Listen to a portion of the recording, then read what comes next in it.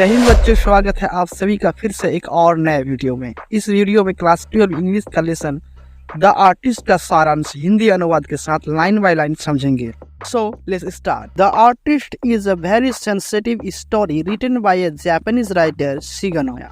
Artist एक बहुत ही संवेदनाशील कहानी है। यह जापान के लेखक शिगेनोया द्वारा लिखा गया है। इन दिस स्टोरी, इस कहानी में the writer deals with the world of talented Japanese boy. इस कहानी में लेखक ने एक बहुत ही प्रतिभाशाली जापानी लड़का सेबी के बारे में जो है बताते हैं। द स्टोरी शोज, कहानी दिखाता है कि how the adult world often cause damage to such talents. किस तरह से एडल्ट वर्ल्ड जो है यानी बड़े लोग इन छोटे बच्चों की इस तरह की प्रतिभा को दबाते हैं। अकॉर्डिंग टू द स्टोरी, कहानी के अनुसार Sebi is a Japanese boy. Sebi एक जापानी लड़का है who has a peculiar hobby to collect gourds, जिसके पास कद्दुओं को जमा करने का एक शौक होता है। He generally goes to market and buys gourds. वह सामान्यतः बाजार जाता है और कद्दुए खरीदता है। Sebi is a 12 years old boy. Sebi 12 साल का लड़का है। He lives in a Harvard town. वो हार्वर्ड टाउन में रहता है। And read in a primary school, और एक प्राइमरी स्कूल में पढ़ता है। He does not like to play with other children. वो दूसरे बच्चों के साथ खेलना पसंद नहीं करता है। He usually wanders around the town looking for girls. वो जो है सामान्यतः बाजारों में घूमता था, शहर के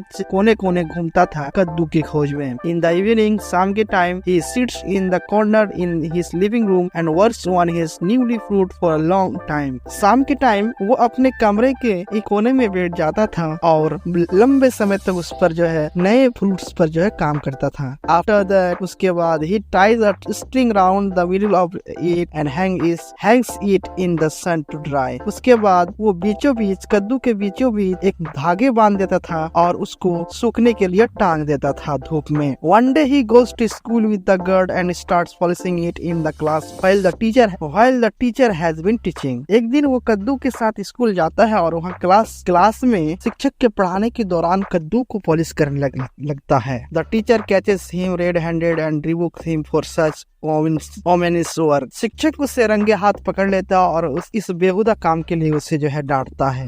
The teacher complains to his mother. When his father hears about the complaint, he becomes angry and beats Sebi. शिक्षक उसके माँ से उसकी शिकायत कर देता है और जब उसका पापा इसके बारे में सुनता है तो वो बहुत गुस्सा हो जाता है और सेबी को पीटता है। Actually, his father does not like his hobby of collecting girds. हकीकत में सेबी की कद्दू जमा करने की शौक को वो पसंद नहीं करते थे। He begins making pictures and becomes an artist. वह अब तस्वीरें बनाने लगा और एक आर्टिस्ट बन गया। But his father scolds him for painting the church. लेकिन उसके पापा उसको जो है पेंटिंग बनाने के लिए भी डांटता था। इस प्रकार the writer shows light over the fact that parents and adult world often causes damage to young talents like a talented Japanese boy like Sebi. इस प्रकार कहानी में लेखक बताते हैं कि किस प्रकार बड़े लोग छोटे बच्चों की इस तरह की टैलेंट को, प्रतिभा को जो है दबाते हैं, उसको आगे नहीं बढ़ने देते हैं।